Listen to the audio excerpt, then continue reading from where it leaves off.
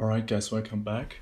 Today we'll be checking out this Jquery library that I recently found. It's called Tilt.js, and it essentially allows us to create these very convincing sort of parallax effects or 3D hover effects, which can be pretty cool in my opinion if used correctly on websites. Make sure to check it out on GitHub. The link is down in the description, and you can read up on the documentation here on the site if you want to get into the details, but I'll essentially show you guys how I used it on this kind of little website. It's actually pretty straightforward and simple. Let's just dive right in. So the first thing, let's just talk about my folder structure here. It's just a CSS folder, a JavaScript folder, and an index.html, and that's it. So we have our basic HTML structure with our head and our body. I linked to a normalized CSS file, that's not that important, and obviously our normal styles.css, which is right here. And then we have our Jquery file, which I linked to, and this right here is the actual Tilt.js file and Tilt.js library, which I commented out for the moment being. Then next thing we have here is our Animate Js file, which I used to create a small little kind of what's the name? The kind of welcome animation or like landing animation sort of thing, and our actual function.js script file. Alright, so in the body it's actually pretty simple. We have like box wrapper, box wrapper, box wrapper, 3 of those, and inside of each box wrapper there are 2 boxes, which are just a div, which contains an h1 and h3, which is basically the title and the subtitle, and the div itself is just the box with a background image set in CSS. Then each of the box obviously has a class of box, which is important to target it in JavaScript, and an ID for those boxes to use different backgrounds essentially. But that's about it for the HTML, really nothing fancy. There's not a lot that you have to keep in mind here. The only important thing is, which I nearly forgot, is to give your tilt element, so the element that's actually tilting, which will be this card, this kind of box here, to give it a HTML tag or property, whatever you call it, which is data tilt. Otherwise the library will not work on it. So that's it for our HTML, and the actual styles are also pretty straightforward, nothing fancy here, just resetting margins and box sizing, flex center, just a helper class.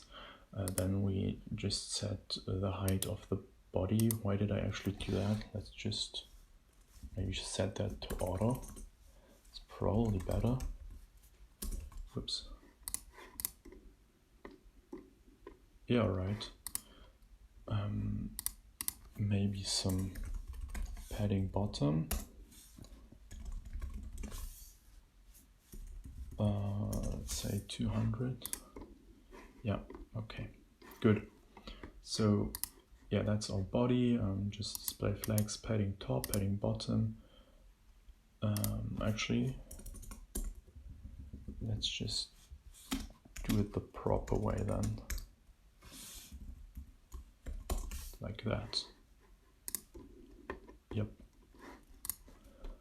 Alright, flex direction column, align item center, that's just to center or to align these individual box wrappers properly, nothing else.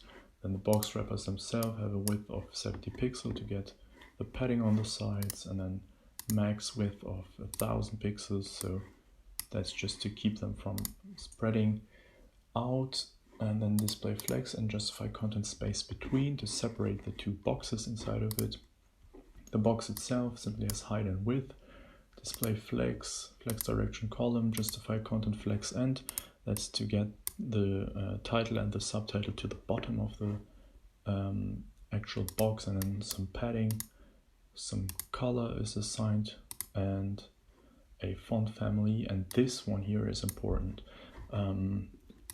The element that's going to be tilted needs to have this CSS property applied to it. It's transform style preserve 3D, otherwise it will not work. So this is what you apply to your actual box, and what you apply to your elements that are supposed to be, or that are supposed to have this sort of a parallax effect.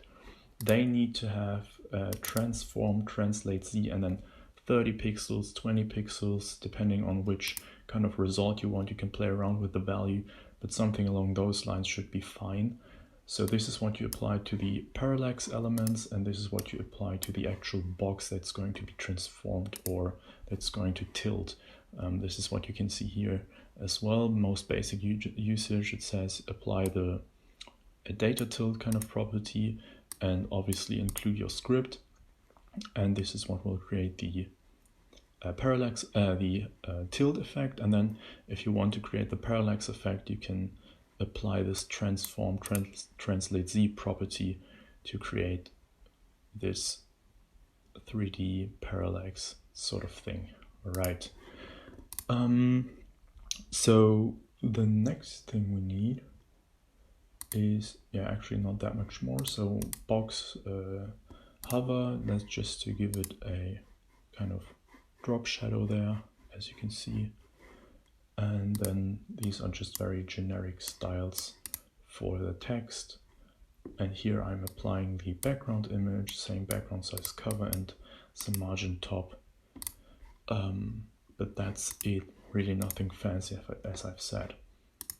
So the next thing we need is obviously our JavaScript. So first thing we need to do here is uncomment this. So we actually include our Tilt.js file, and then if we check it out, it should actually already work. There you go. It does actually work already, but this is obviously not really the kind of result we want. It's a bit too aggressive. I'd say something more subtle would be nicer. So what we'll do is simply say document.add event listener. As always, we want to first listen for DOM content loaded to make sure that the actual HTML is loaded up, and then we want to fire a certain function. In this case, we can actually go ahead and use Jquery, although it's probably not really recommended since it's a little outdated, but let's just go with it. So what we'll do is obviously use this Jquery selector, which allows you to use simple CSS selectors in order to select HTML elements in your JavaScript file. So we say .box, which includes all our boxes, which are exactly the elements that we want to target. So this box and this box and so on and so forth. So we have .box, and the only thing we need to say is tilt and then our brackets. And inside of this tilt object, we can now specify our different values and properties and kind of adjust the effect the way we want it. So first thing I'd like to do is apply a scale property. And let's just try 1.05, comma. Let's see. And there you go. We are already getting a small little scale. Scaling up just a little bit when we hover over it. That was not the case before. And obviously you can go extreme with it again. But just very subtly, let's maybe say 1.1. That's actually a bit too much already. Let's stick with that. And then the next thing, and a really important adjustment, I guess, is the perspective. The perspective kind of decides how extreme your effect is going to be. As you can see, that's already much more subtle than it used to be. If we bump this up to like 10,000, actually that's not, let's see, how does this work? 1,000 maybe? Yeah, I guess the lower the number is, the more extreme the effect is going to be. So if we say 100, yeah, there we go. It starts to like bug out almost. All right, so the higher the value, the more subtle the effect. So around 3,000, in my opinion, looks good. Gives a nice effect without being really obtrusive. So the next thing we can kind of work on is probably the easing function that's used. Currently it's pretty fast and not really that pleasing. So what we can say here is simply use whatever kind of cubic Bezier easing function we want to use.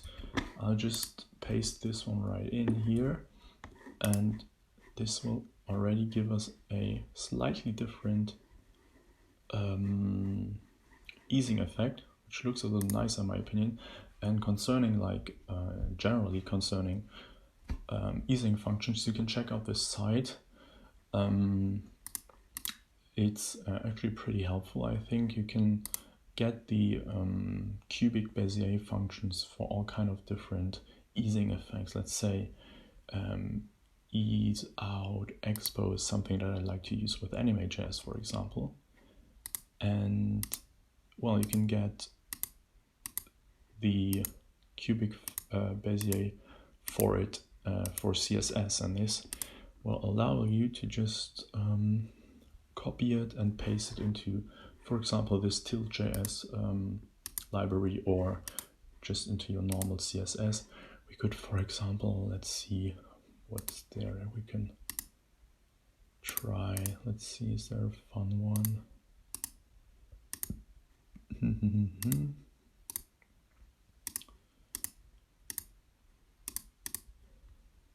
Ease in back, maybe? Yeah, let's just try this one.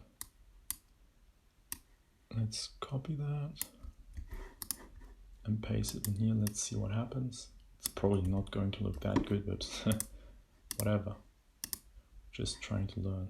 Yeah, there you go. It's kind of going back and then coming back in, but that's just so you know that this side also exists and you can play around with those values. So this is the Bezier curve that we're using. I think that looks good. Next thing we can adjust is the speed. Obviously, that's telling the library how fast this animation is supposed to be. So that would make it quite a bit faster. Let's see. Doesn't look quite right to me.